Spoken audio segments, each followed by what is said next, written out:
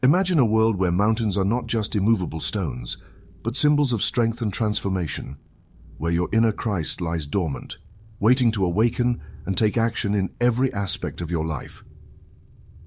Welcome to Mountains in Motion. Vertical bar, the inner Christ in action, a powerful journey inspired by the wisdom of Emmett Fox. In this text, you won't just hear words, you'll feel ideas turning into power as faith and awareness intertwine to move the seemingly immovable, to break limits and awaken your latent potential. Each chapter is a call to see beyond the obvious, to discover your inner power, and to act from a place of light, peace, and absolute certainty.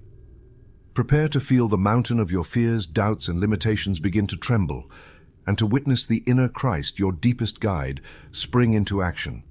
This is no ordinary journey. It is an awakening, a spiritual adventure, a movement that will transform how you see your life, your purpose, and your own divinity. When Jesus spoke the words, "Truly I tell you, if anyone says to this mountain, 'Be removed and be cast into the sea,' and does not doubt in their heart, but believes that what they say will happen, it will be done for them." Mark 11:23. He was not offering a poetic metaphor, nor building a symbolic image of hope. He was declaring, with surgical precision, a universal spiritual law, just as alive, operative, and exact as the law of gravity. These words do not require blind faith. They require understanding of the principle. For Jesus was not a moralist, nor a philosopher, nor a poet. He was the supreme metaphysician, a revealer of the inner workings of the human mind in union with spirit. His language was technical, though expressed in the cultural form of his time, and like every great master, he encoded complete formulas of spiritual operation into brief phrases. The mountain he referred to is not a physical peak, but a consolidated mental image, a deep-rooted belief, a psychic obstacle that has taken shape within individual or collective consciousness. In Hebrew symbolism, the mountain represented something fixed, immovable, exalted, standing between man and his destiny. In mental terms, it is any inner structure that sustains a persistent external result. The revolutionary power of the verse is not that a mountain can be moved, but how it is moved. Jesus does not speak of physical effort, nor of emotional pleading, nor of arbitrary divine intervention. He speaks of saying to the mountain, that is, declaring with authority from a consciousness that does not doubt. This reveals a law, directed thought, expressed verbally with operative faith, free of emotional wavering, produces a specific result. Through the years, in hundreds of personal cases, I have seen this law work with the same consistency as fire burns or water wets. I have seen tumors dissolve, debts vanish, relationships restored, paths open where there seemed to be no way. And in every one of those cases, the key was the same. Someone dared to speak to the mountain with certainty, without hesitation, and the mountain obeyed. This book is not theory, it is the practical application of the law. What you will read in each chapter is not advice, but spiritual methods, verified by experience, backed by principle, and available to you here and now. Are you ready to speak to your mountain? Mountains in Motion, the law that transforms your world, based on the teachings of Emmett Fox. We have noticed that more than 80% of those who visit our channel are not subscribed. You can support this project by pressing the subscribe button and giving the video a like. Thank you for inspiring us to continue creating more and better content for you. Are you ready to transform your life? Chapter 1. Identify your mountain, the art of naming the obstacle. Every mountain begins as a thought. It is not a piece of rock, nor an external event, nor some superior force that fell upon you from a vengeful heaven. It is a mental pattern that was accepted, perhaps years ago, perhaps just yesterday, and since then has settled as a dominant form in your subconscious. It is your mental creation, even if you do not remember it.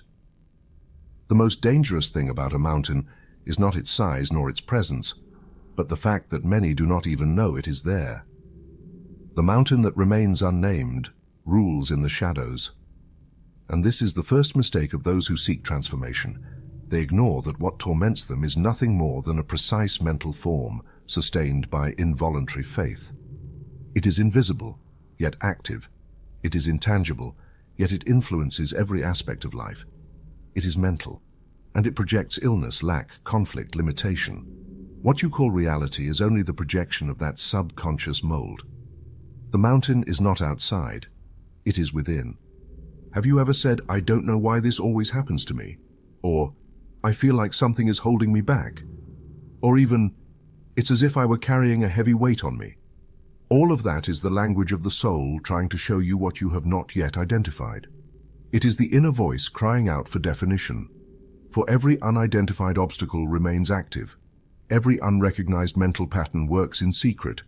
Every unnamed mountain grows. The principle is simple, and like every truth, it works with mathematical precision. What is not named cannot be transformed. What is not recognized cannot be dissolved. That is why Jesus did not begin by saying, "Have faith." He said, "Whoever says to this mountain," Mark 11:23. He did not say to any mountain or to an abstract mountain. He said this mountain. This implies individualization. This demands precision. This means you must know clearly which mountain you are addressing, what it represents, how it manifests, and above all, how you have been sustaining it without realizing it.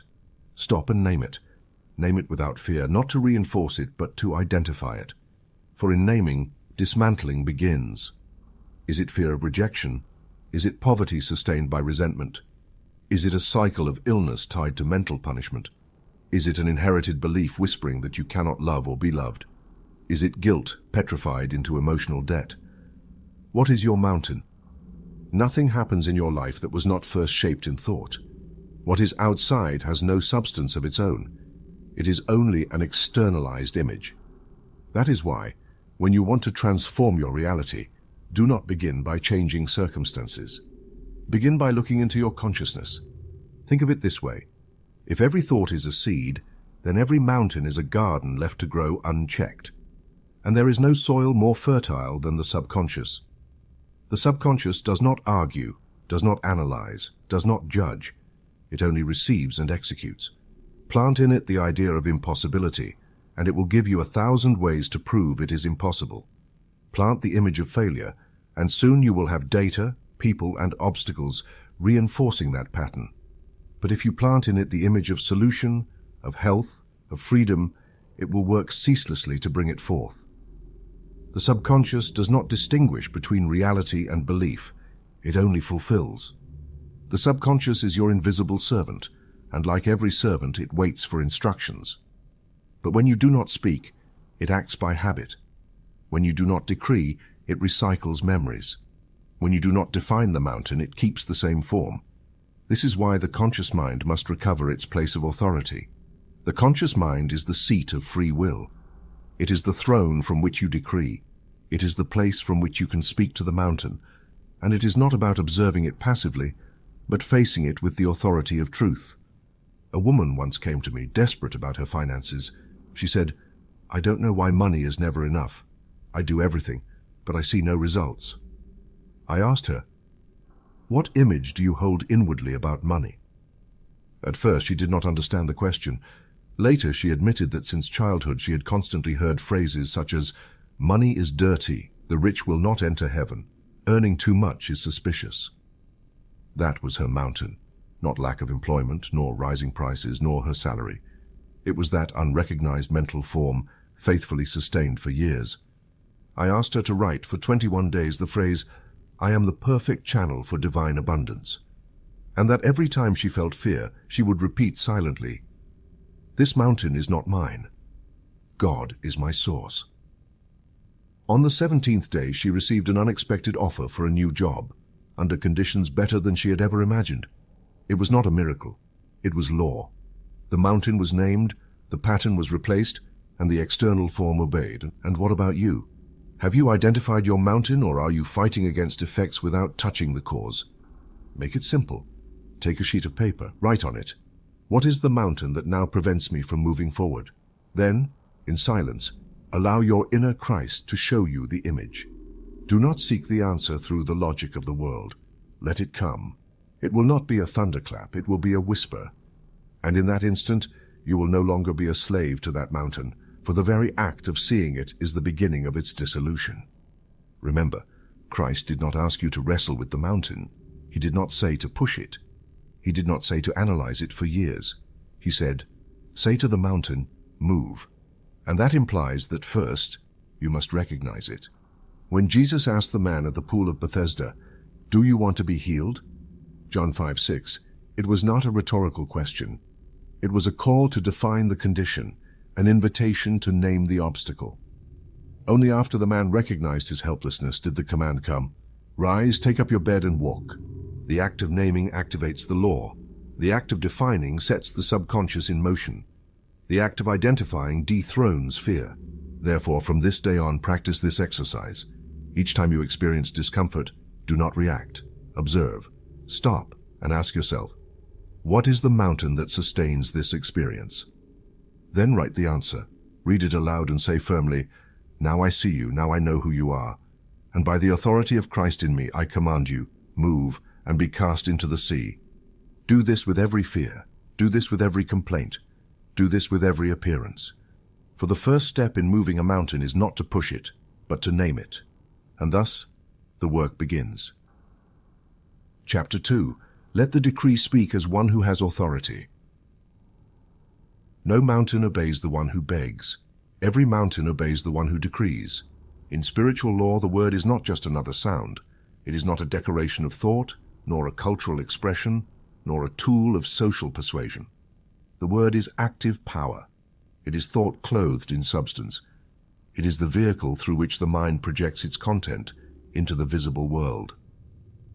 Every time you speak, you are shaping. Every time you declare, you are creating. And if you understand this, then you will know that the problem is not in what happens outside, but in how you are speaking within. Jesus did not say, "Beg the mountain to be removed."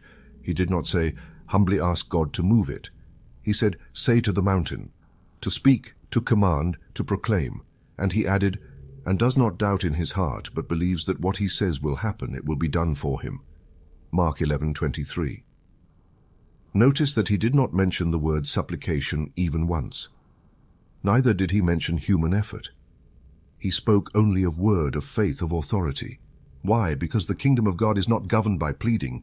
It is governed by principle, and principle responds to the word. A woman once came to me anguished because her son was lost in addiction. She had prayed, cried, fasted, begged God for years without result. I asked her, "What do you say inside yourself when you think of your son?" She answered, "That he is lost, that there is no solution, that there is no hope, that he is an impossible case." So I replied, "You have prayed with your lips, but you have decreed with your soul that it is impossible.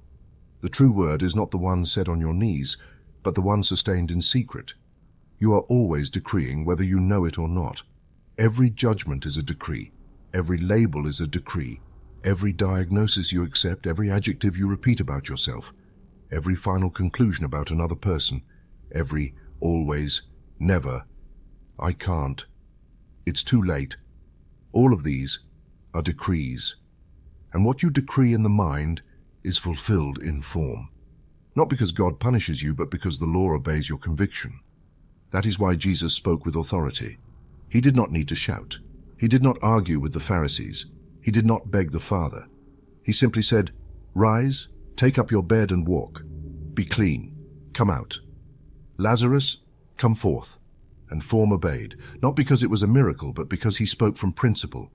Principle responds to the voice of the one who has recognized his unity with it. The mountain moves not by human effort, but by assumed divine identity. And that identity is activated through the word. Now then, you must understand a crucial distinction. Praying is not the same as decreeing. Prayer is alignment. Decree is action from within that alignment. Prayer establishes contact. Decree establishes command. Prayer opens consciousness to truth. Decree projects that truth into form. They are not separate, but they fulfill different functions. One is receptive, the other is emissive. Prayer is like lighting the lamp. Decree is like directing its light. And this is why affirmative prayer, which unites both aspects, is the highest form of communion with God, not as a subject, but as a child. The child does not beg for inheritance. The child claims it in peace. The child does not plead for healing. The child proclaims it in faith. The child does not ask for permission to prosper. The child declares, "I am the source of all provision." The key lies in understanding that the proper use of decree is not based on the volume of the voice nor on mechanical repetition, but on the consciousness from which it is spoken. A decree made from fear, even if well formulated, will not be fulfilled. A decree made from doubt, even if repeated 1,000 times, will move nothing. The decree is born from the knowledge of who you are, and you are the expression of principle, a child of God, bearer of His word. This is why the sacred name I Am is the key to effective decree. When you say I Am, you are activating being within you. You are not speaking as a separate individual, but as a channel of spirit.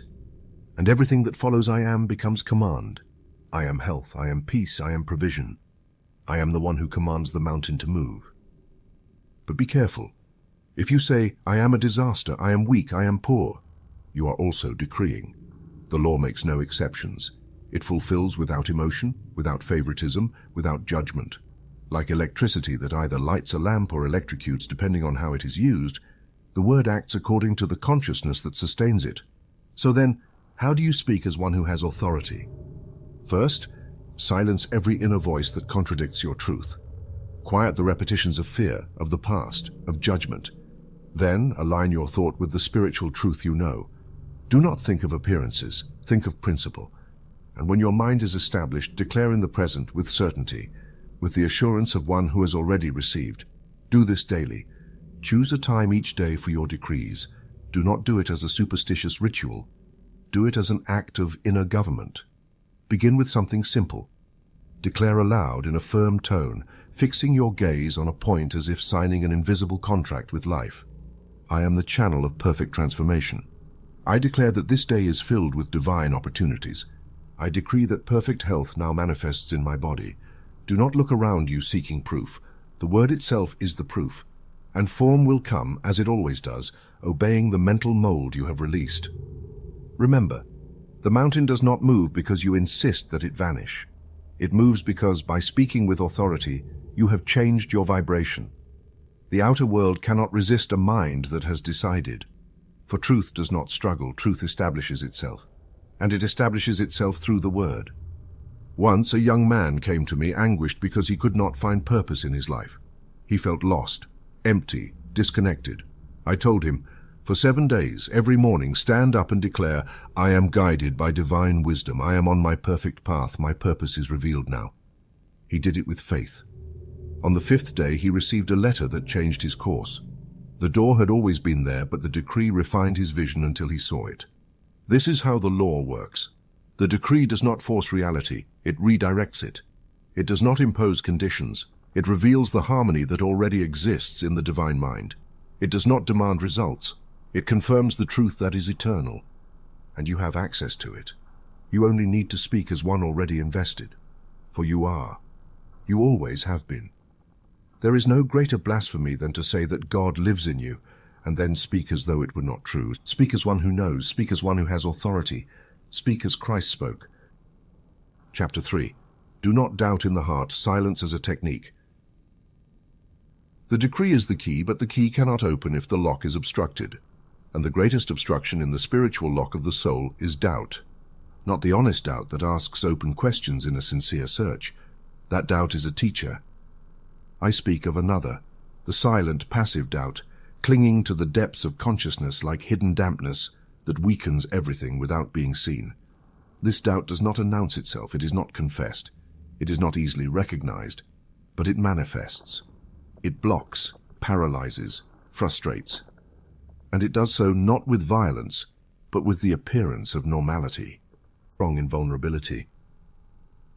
Physically feel the relief each time you repeat the affirmation. The body must register the healing emotion. In 8 weeks, Robert regained mobility, and medical tests showed a complete disappearance of inflammatory markers. Mapping emotions to organs, the body's secret code. After studying thousands of cases, I discovered that each organ in the body is linked to a specific emotion.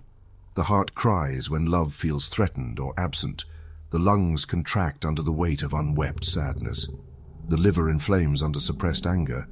The kidneys fail when fear paralyzes. The stomach reacts to chronic anxiety and worry. This is not symbolism or metaphor. It is mental law applied.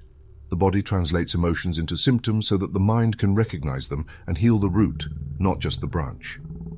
Practice emotional cartography. Practice this whenever you notice a persistent symptom. Close your eyes, breathe deeply, and place your hand over the affected area. Ask aloud, "What emotion are you carrying for me?" Allow the first response to emerge without judgment. Ask, "Since when have you carried this burden?" Thank that part of your body, repeating, "Thank you for protecting me. Now you may relax and heal." Visualize the emotion as a cloud dissipating while your body fills with peace. Most are surprised by how clearly the body responds. Healing begins by asking and listening honestly. Warning: what you ignore, your body will shout. If you do not attend to your emotions, your body will express them for you, sometimes through alarming symptoms. This is not punishment. It is a message of love, inviting you to reconcile with your inner history. Do not ignore the whispers of the soul so the body does not have to shout.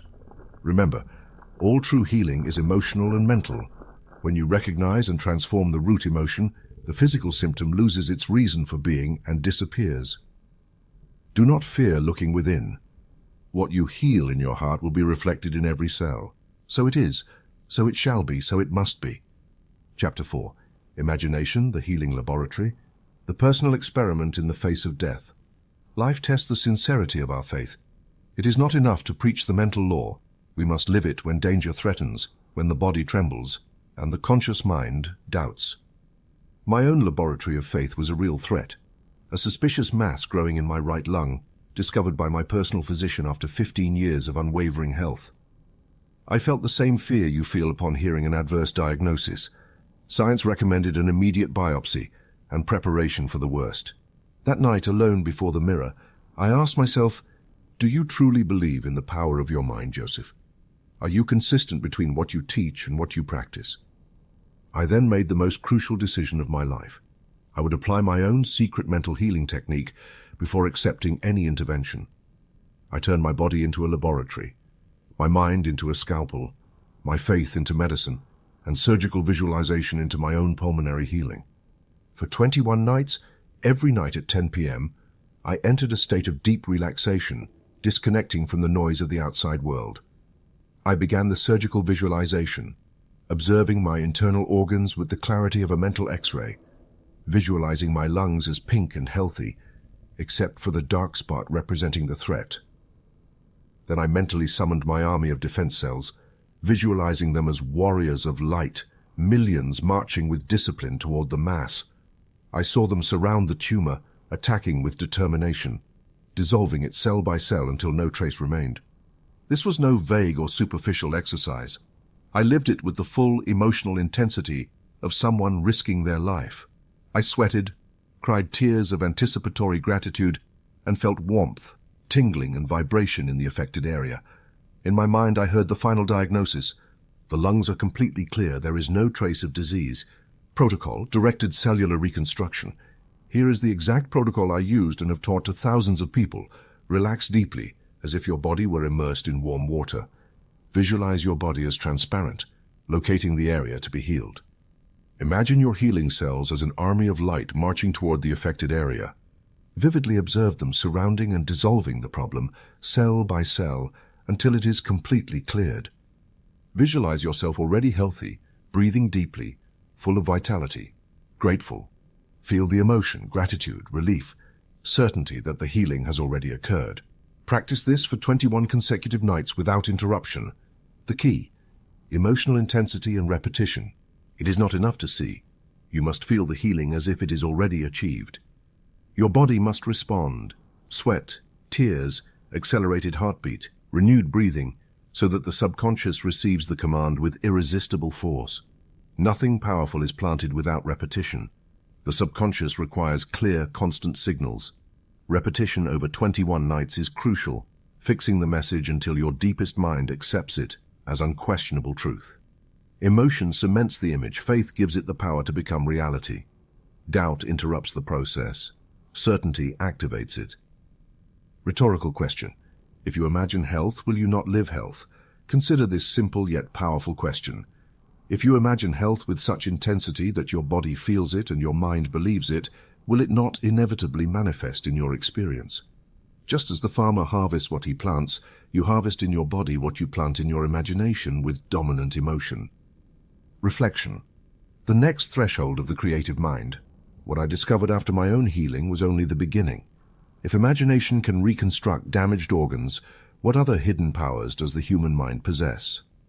The answer transcends the limits of the known. Your mind, directed with love, faith, and purpose, is the most prodigious tool of creation. The medicine of the future is the well-trained mind. Perfect health begins in the inner image, nurtured by emotion and sustained by conviction. Today I invite you to experiment. Do not merely believe these words, test them. Make your imagination your personal healing laboratory. You will discover, as I did, that the miracle is law when you apply the principle with perseverance and gratitude. So it is, so it shall be, so it must be. Chapter 5. The word that creates verb as medicine or poison. Every word you speak about yourself is a seed planted in the garden of your subconscious. Your words are medicine or poison, life or death, depending on the care and emotion with which you repeat them. The subconscious obeys the commands of your inner voice and does not distinguish between joke, metaphor, or despair. To it, every word charged with conviction is a mandate. Many wonder why they do not heal, ignoring that day by day they program their mind and body with destructive phrases. I'm exhausted. This is killing me, so there's no remedy for me. Each self-denigrating word is a toxic pill administered to your biology. Just as a physician prescribes precise medicine, you must learn to prescribe words of life, strength, and health to your own organism. The case of Elizabeth Harwell, from destroyed hands to pianist. Let me show you the literal power of the word with a memorable case. Elizabeth Harwell, an internationally renowned pianist, came to my office with advanced degenerative arthritis. According to specialists, her hands would never move freely again. Her diagnosis was relentless. In our first session, Elizabeth said, "My hands are killing me, Dr. Murphy. I feel iron claws instead of fingers. My career is dead." I explained to her, "Elizabeth, your subconscious literally obeys every word you repeat. If you say your hands are iron claws, it obeys. If you declare that your career is dead, your body and life will follow." I proposed a radical experiment. For 30 days, she would replace all destructive vocabulary with phrases of life. Where she had said iron claws, she would say agile, flexible fingers. Where she had said my hands are destroyed, she would declare, "My hands are renewed day by day. They are perfect for playing." Where she had said, "My career is dead," she would affirm, "My talent revives with every note." It was not enough to say these words without feeling. I instructed her to repeat each healing phrase with emotion 3 times each time the old habit appeared. The first month was difficult. Elizabeth struggled against years of negative self-hypnosis, but persistence began to yield results. Less pain, more flexibility, and by the end of the second month, full recovery. She played a Beethoven piece for me, her fingers moving with the grace of regained youth. Doctors called it a medical miracle. I recognized the power of directed words. Verbal reconstruction technique. Here is the exact technique that transformed Elizabeth's life. For 7 days, write down every negative word you use to describe your body, symptoms, or condition. For each destructive word, write its healing opposite. Example: destroyed, renewed, dead, vibrant. Each time you catch yourself using a negative word, internally say, "I cancel this word," and repeat the healing word 3 times with maximum emotion. Each night in front of a mirror, declare, "Every word I speak is medicine that heals, strengthens, and renews every cell of my body." Vigilance is key. Words are constant programming for your biology. Through years of observation, I have identified 2 infallible lists. Words that destroy: sick, pain, terrible, destroyed, finished, impossible, incurable, dead, lost. Words that heal: perfect, radiant, strong, flexible, renewed, healthy, vibrant, powerful, complete, divine. Repeat the healing word with faith until you feel it vibrate within you. In this way, you reprogram each cell to obey the image your words convey. Practice vigilance and reversal of destructive words. Practice this simple exercise every day. Observe your internal and external dialogue. When a negative word arises, stop and correct it immediately. Feel the emotional difference when you pronounce the new decree. Make it a habit until the vocabulary of health and power becomes natural for you. Language as biological programming. Remember, your word is law for your subconscious mind. Speak health, and your body will respond with vitality.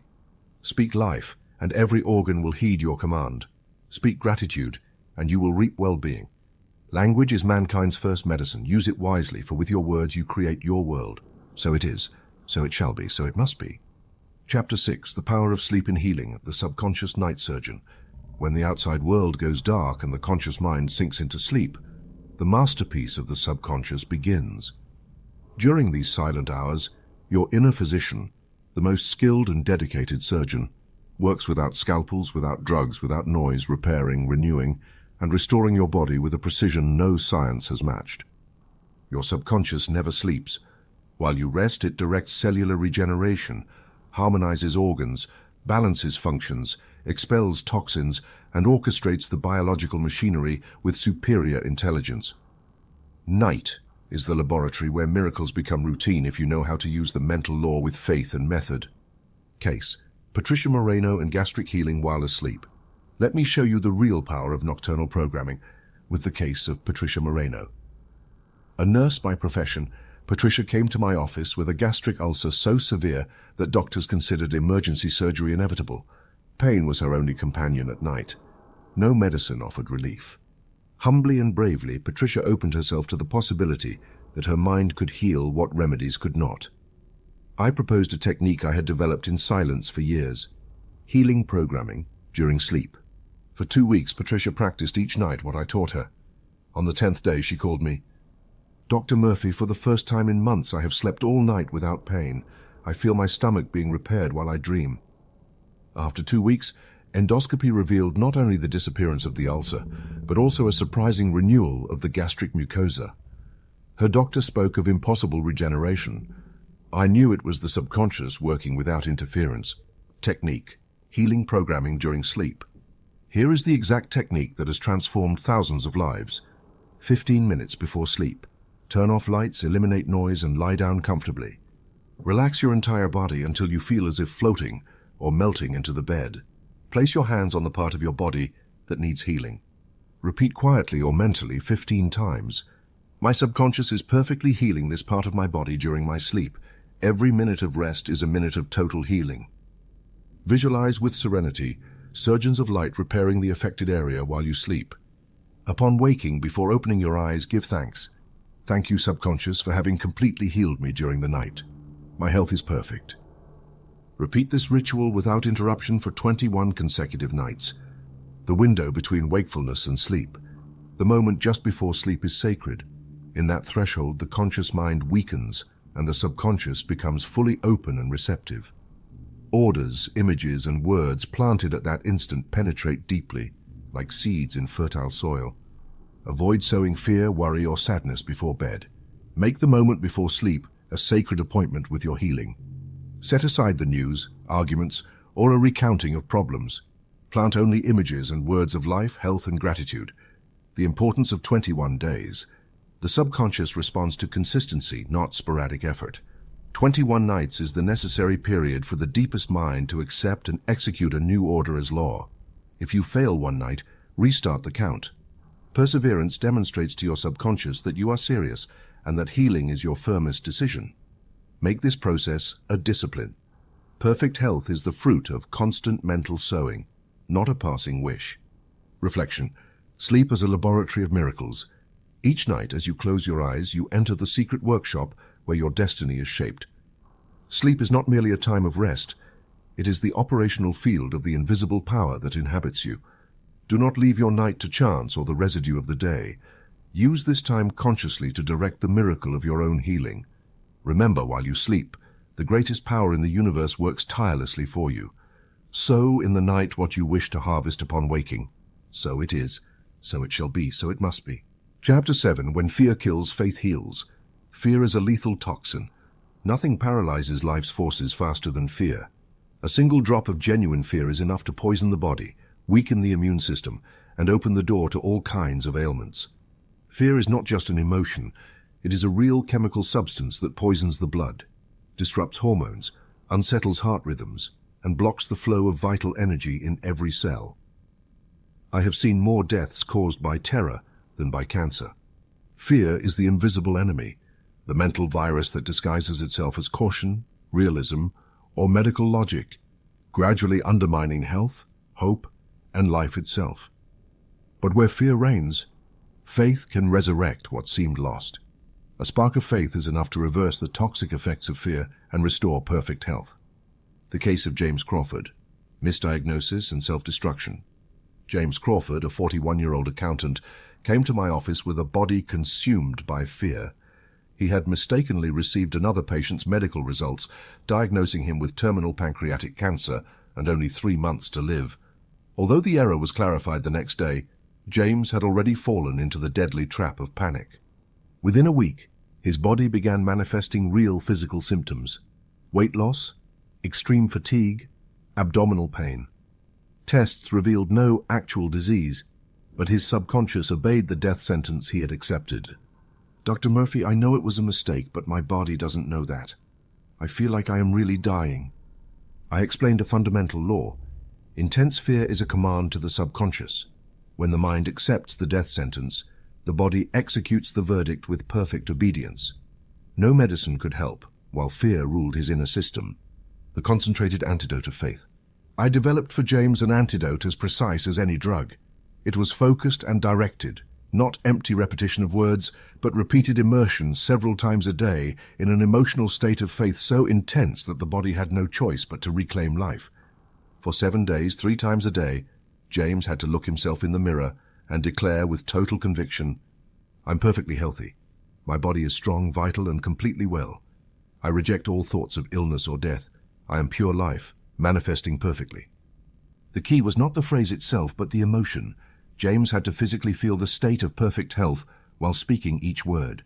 He had to fill every cell, every organ, every corner of his being with faith. Practice. Declaration of faith against fear. Make this antidote your own whenever fear tries to take control. Identify the specific fear threatening your health. Stand before a mirror 3 times a day and declare firmly and with faith, "I completely reject this fear. I choose absolute faith in my perfect health." Feel the energy of health in your body as if you were already fully well. Finish by saying, "My faith is more powerful than any fear. My body obeys my faith, not my fears." Repeat this process daily until fear loses its power and faith becomes your natural emotional climate. Law. The body obeys the dominant emotion. Never forget, the body is the servant of the mind. It obeys the emotion that dominates your inner atmosphere, whether fear or faith, death or life. James Crawford, by reclaiming his faith, restored his health and vitality in just 1 week. Medical tests confirmed what faith had already decreed. The lesson is clear and eternal. If fear kills, faith resurrects. Choose your dominant emotion, and your body will obey. So it is, so it shall be, so it must be.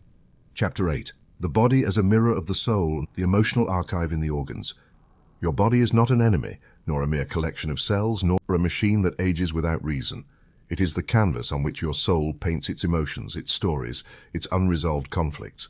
Each organ is a living archive of your emotional experiences. Your joys and your wounds, your resentments and your gratitudes. What the conscious mind represses, the body expresses. Every symptom, every pain, every illness is a letter sent by your subconscious, urging you to recognize and heal what the heart dared not speak. Case: Sarah Meach and the migraine of anger. Sarah Meich, an advertising executive, came to my office after 5 years of migraines that medicine considered without physical cause. Her pain was so intense that she had abandoned her career. "Doctors tell me my head is healthy, but I wish I were dead to stop suffering," she confessed. I used the technique of organic dialogue with Sarah. I invited her to relax and ask her head directly, "What emotion are you holding for me?" The answer emerged clearly and spontaneously. "I am holding all the unexpressed anger towards my controlling father." For half an hour, Sarah released 25 years of pent-up rage. She cried, screamed, and let the emotion flow that her mind had hidden. When it ended, the headache disappeared. "For the first time in 5 years, my mind feels clear and free," she told me. Technique: organic dialogue with the symptom. Here is the exact method to discover the emotional message behind any physical symptom. Place your hand on the affected part of the body. Ask aloud or mentally, "What emotion are you holding for me?" Listen carefully to the first response that arises without censoring or judging it. Speak to that emotion. "I acknowledge you and release you with love. Thank you for protecting me." Breathe deeply and visualize the affected area filling with light as the emotion dissolves. This technique reveals with clarity the emotional root of countless ailments. The body only needs to be asked, and it will tell you its story. Correlation, emotion, organ. I have documented hundreds of cases confirming the precise code between emotion and organ. Head, repressed anger, excessive control, mental pressure. Heart, unrequited love, unresolved grief. Lungs, unwept sadness, feeling of oppression. Liver, resentment, accumulated rage. Kidneys, deep fears, lack of trust. Stomach, anxiety, inability to digest life. This is not symbolism, it is precise emotional anatomy. When you recognize and release the lodged emotion, the organ regains its natural balance. Practice, releasing the lodged emotion. Use this exercise whenever a symptom persists. Ask the affected organ, what emotion am I avoiding? Thank it for its protection even if the symptom is uncomfortable. Declare, I release you and replace you with peace, love, and gratitude. Visualize healing and repeat this process daily until physical and emotional relief is felt. Warning: every cell holds your emotional history. Do not underestimate the power of unresolved emotions. What you do not heal with words, your body will manifest through symptoms. Every cell listens and records your emotional story. When you choose to forgive, release, and be grateful, your biology responds immediately. The body is your greatest ally, your faithful mirror. Honor its message and give it permission to heal. So it is, so it shall be, so it must be. Chapter 9, Forgiveness that Heals. Resentment as an invisible cancer. Among all the emotional poisons that harm the body and mind, resentment takes first place. It is an invisible cancer that quietly settles in, slowly devouring your peace, your energy, your vitality, and eventually your organs. Unresolved hatred does not affect the object of its focus. It only destroys the one who harbors it within. Every thought of resentment is a dose of toxin coursing through your blood, inflaming tissues, altering defenses, disturbing the rhythm of life. I have seen more people become gravely ill from accumulated resentment than from any other factor. Forgiveness, far from being a concession to others, is a surgical operation for yourself. It is the deepest medicine, the true antidote that stops self-destruction and allows total recovery. Case: Dorothy Key German and autoimmune lupus. Dorothy Key German, a 54-year-old teacher, came to my office literally consumed from within. A declared incurable autoimmune lupus was killing her. She had tried every treatment without success. But what impressed me most was not the disease itself, but the intensity of her hatred. 7 years ago, my sister stole my husband, my home, and my children. I wish they suffer every day as I suffer, she confessed. I explained with the greatest compassion possible. Dorothy, your body is committing suicide to punish those who aren't even thinking of you. Resentment is a poison that only you drink, hoping the other person suffers. If you want to live, you must choose to forgive, not for them, but for your own life. Technique: mental surgery of forgiveness. Dorothy's healing process was genuine mental surgery, not a mere sentimental act. Here is the exact method. Recognize the connection between your resentment and your physical symptom. Observe how your body reacts when you recall the offense. Accept that forgiveness is medicine for you, not approval of what was done to you. Declare, even if you don't feel it at first, I completely forgive name for my own healing and liberation. I release this poison from my body and soul. Each time resentment returns, repeat the declaration with greater conviction. Visualize the toxin dissolving and your body regaining peace. Dorothy struggled for days and nights with this practice, but her health improved in direct proportion to how she released her resentment. In the end, not only did the lupus disappear, but her character, her face, and her vital energy were rejuvenated. Forgiveness as medicine, not approval. Forgiving is not justifying, forgetting, or excusing the wrongdoing. It is simply cutting the toxic tie that binds you to the wound and allowing your energy to flow again. When you forgive, you do not give freedom to the other person, you give it to yourself. Forgiveness is the invisible surgery that removes the tumor of hatred and allows life to flourish again. Practice: daily formula for emotional detoxification. Make this practice your daily medicine. Every morning say aloud, "Today I choose to release all resentment. I let go of the past and allow my body to heal completely." Identify those you have not forgiven and mentally bless them, even if it is difficult. Observe and be grateful for every small improvement in your health and inner peace.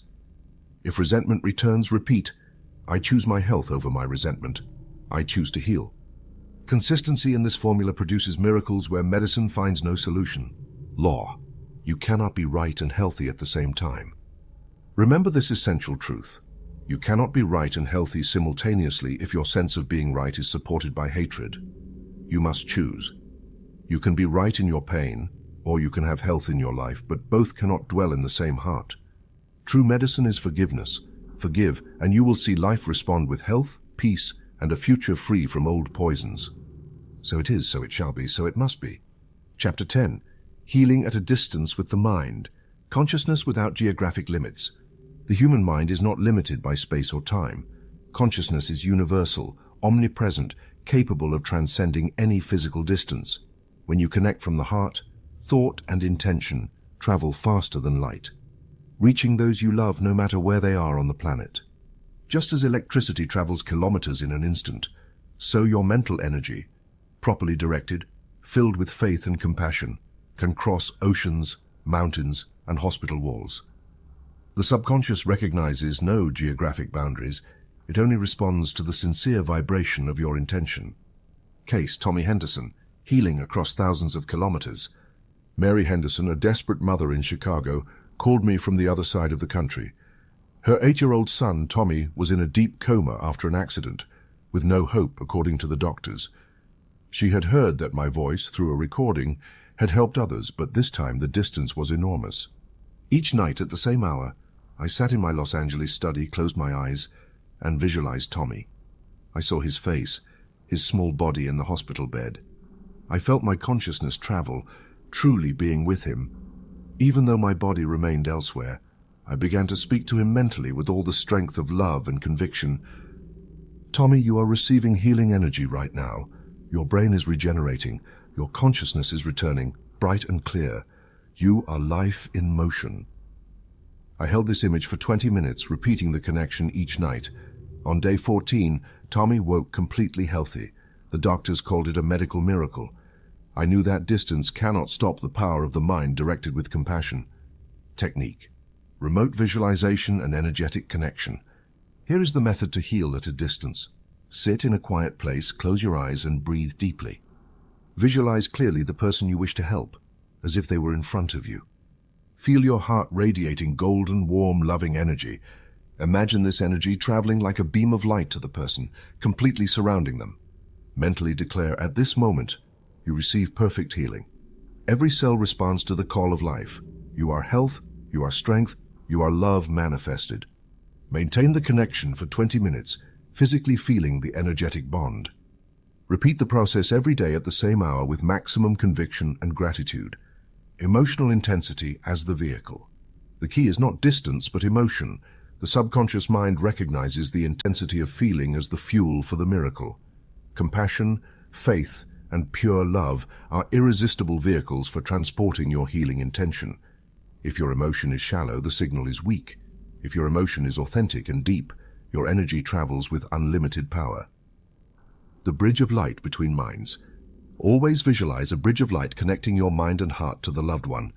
It does not matter if they are meters away or thousands of kilometers. Where your attention goes, your energy flows. Where your compassion is placed, healing arises. Consciousness is one, and love is its most powerful current. Reflection: the healing power of compassion. Never underestimate the reach of your loving thought. The whole world needs minds willing to heal from a distance, to pour blessings, to cross the chasm of loneliness and pain with a simple act of conscious compassion. If you ever doubt your ability to help others, remember, love knows no borders. Consciousness recognizes no limits. Your intention can be the miracle someone needs to return to life. So it is, so it shall be, so it must be. Chapter 11. The Files I Never Published. Extreme Testimonies of the Mind. For over 30 years, I kept a special file under lock and key. Cases so astonishing, so far beyond any accepted scientific framework, that I feared revealing their existence publicly. But the time has come to share these extreme testimonies with you, not to feed fantasy, but to show that the human mind, under certain circumstances, can challenge known biological laws. These accounts are not theories or speculation. They are documented facts, with medical records, witnesses, and tangible evidence.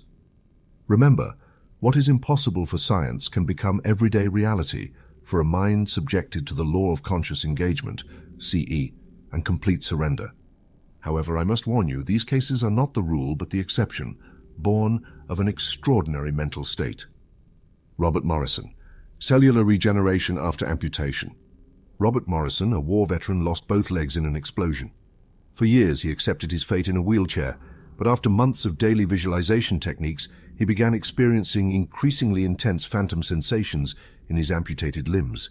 His testimony was categorical. "I feel my legs growing. It's not imagination, it's real." By the 8th month, doctors detected cellular growth and tissue regeneration where there had been only scars. These were not full legs, but the body responded to persistent mental imagery, defying all medical explanation. His spirit had transformed matter. Eleanor Vasquez, recovering the impossible sight. Eleanor, a woman legally declared blind after an accident, came to me seeking only reasons to keep living in darkness. We worked together for months through visualizations of light and optic regeneration. By the 7th month, she began distinguishing shadows, then shapes, then colors. Medical exams showed nerve tissue recovery, scientifically considered reversible. Elena regained about 60% of her vision, and her case was studied by astonished doctors. Her faith and perseverance opened doors where others saw walls. Margaret Shen, total remission from terminal cancer. Margaret came to my consultation in the final stages of pancreatic cancer. Her only request, "I don't want to live. I just want to die in peace."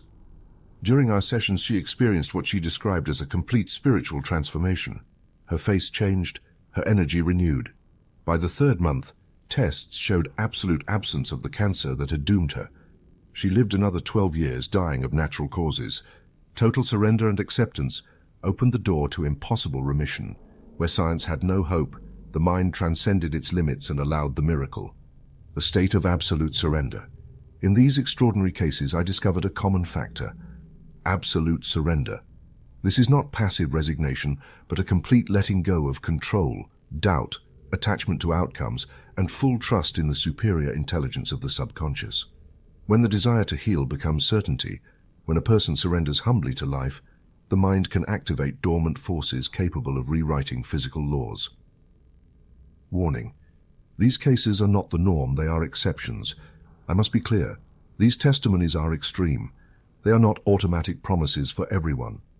Most healings require consistency, discipline, and patience. Do not seek instant miracles, but a safe, orderly process. Yet allow these cases to expand your understanding. If the mind is capable of this under extreme conditions, what might it achieve in your everyday life, in your current challenges, if trained and entrusted with your faith? The mind as an unknown force. I have dedicated my life to studying this invisible power. I still do not understand all its mechanisms, but I know it exists, acts, and responds to the inner state. The human mind is the greatest mystery in the universe, and we are only beginning to touch its potential. Remain open to the impossible, but anchored in humility. True faith does not demand. It surrenders, disciplines, waits, and receives. So it is, so it shall be, so it must be. Chapter 12, The Mind as a Source of Eternal Life. Death, the Great Misunderstanding. Humanity fears death because it misunderstands its true nature. Death is not the end, nor the enemy, nor a punishment. It is the great misunderstanding, the most persistent illusion of human thought. Perfect health is not merely avoiding disease, but recognizing the ultimate truth. You are eternal life manifesting through a temporary body. The body is born, changes, and eventually ceases to function. But your true essence, the consciousness that observes, feels, and decides, knows neither birth nor death. Every symptom of deterioration begins in the mind identified with aging, fear, and forgetting its immortal nature. Case, Margaret Tonfield, and conscious longevity. Margaret Tonfield came to my consultation at age 86, diagnosed terminal and given only months to live. Yet her gaze was serene, and her presence radiated vitality. "Dr. Murphy," she said, "I have not come to die better, but to discover why I am still alive." Margaret had lost her husband, her children, and her possessions, but she retained a peace that baffled everyone. Her secret was simple. I am not this aging body, but the eternal consciousness inhabiting it. That consciousness has never aged a single day. For 6 months we practiced the technique of eternal identification. Each night before sleep, Margaret repeated, "I am eternal life. My body is the instrument of my infinite consciousness. Time cannot touch my true essence." Medical exams showed tumor reduction and overall improvement. Margaret lived 17 more years, passing at age 103, not from disease, but because she chose to depart in peace. Technique: identification with eternal consciousness. If you wish to experience perfect health and conscious longevity, begin each day with this exercise. Upon waking, remain silent and feel your presence. Ask yourself, who is observing my thoughts? Who is aware of my body, emotions, and ideas? Affirm, feeling the truth in every word. I am the eternal expression of infinite life. My true self transcends time and space. Each night, repeat mentally, time has no power over my essence. Infinite life expresses itself through me here and now. This is not merely affirmation. It is the experience of identifying with the immortal. Practice until peace and renewed vitality fill every cell. Observation, centenarians, and the awareness of eternal presence. For years, I studied people who surpassed 100 years in health and lucidity. Their secret was neither genetics nor diet, but perception. They lived each day as a new expression of life, without identifying with the body or the passage of time. I call this the awareness of present eternity. They do not deny aging, but they do not cling to it. They know they are the life that observes, not the body being observed. Thus, vitality remains fresh, cellular repair processes activate, and the mind preserves the joy of living. Practice, the immortal observer. Make the following exercise your daily anchor. Pause your activities for a moment. Close your eyes and ask, who am I when everything changes? Who remains while the body ages? Feel the silent, eternal presence that observes. Give thanks for that immutable life you are. Do this for a few minutes each day and witness how your body responds with renewed vitality and peace. Law: we are eternal life experiencing temporality. You are not a temporary being awaiting an end. You are eternal life exploring time. When you remember your true identity, health becomes your natural state. Longevity is the consequence, and death loses its power to terrify. The mind that recognizes itself as eternal activates hidden resources of repair, joy, and renewal. Biology responds to the deepest truth. You are endless life. Closure: the final secret of perfect health. Here lies the ultimate secret. Perfect health is born when you live from your eternal identity. Love your body, care for it, but never identify solely with it. Recognize in every breath the presence of infinite life that you are. When you know yourself as eternal, fear disappears, the body flourishes, and peace becomes your habitual state. Remember daily, I am eternal life manifesting here and now. Health is my natural right. Death does not exist for the consciousness I am. So it is, so it shall be, so it must be. Epilogue: a blessing for the brave reader. You have reached the end of these pages, but not the end of your journey. If you have read attentively, if you have felt the possibility of a greater power vibrating within you, I bless you now as a conscious sower in the great field of life. You are brave because few dare to look within, touch the invisible roots of their health and destiny, and claim the helm of their existence. May peace, strength, and wisdom accompany you every day. May the light of your consciousness guide you even through the darkest night. Remember, you are never alone. The presence within you is inescapable. Exhortation to use inner power responsibly. The knowledge you have received here is not for pride nor manipulation. It is for service, compassion, and quiet growth. Use your mental power with humility, discernment, and always guided by the greater good. What you can create with the mind, you can also destroy. Always choose to sow flowers, not weeds. Think well, speak well, imagine well. Everything you send to your subconscious returns multiplied. Make forgiveness, gratitude, and faith your daily tools. And remember, no mental law can violate love. Be responsible with your gift, the promise of freedom and perpetual health. I promise this as a witness of hundreds of miracles and as a humble disciple of the inner law. If you practice these truths with consistency and joy, your life will become a living testimony of freedom and perpetual health. Nothing external can enslave you. No diagnosis will be final. No fear will outweigh your faith. Your destiny is freedom. Your inheritance is health. Your right is eternal life manifesting through you here and now. Go forth, sow these seeds in your mind and in the lives of others. The world needs your example, your compassion, your light. May infinite life bless you and sustain you today, tomorrow, and for all eternities. So it is, so it shall be, so it must be.